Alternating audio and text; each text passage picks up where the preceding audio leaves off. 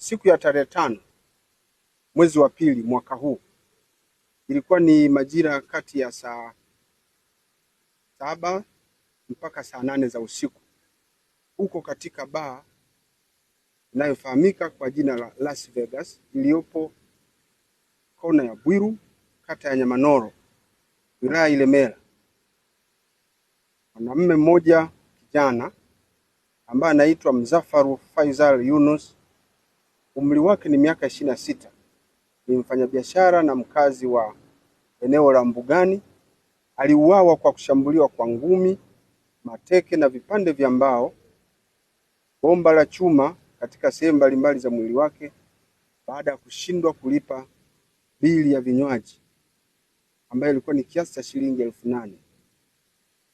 Na hela hizo alikuwa anadaiwa baada ya kunywa pombe katika baa hiyo ya Las Vegas.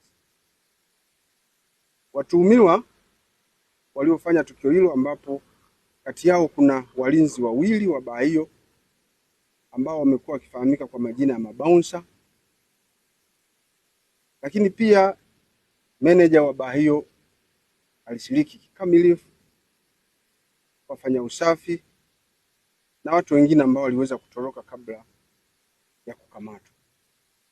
Baada ya kushambuliwa huko, taarifa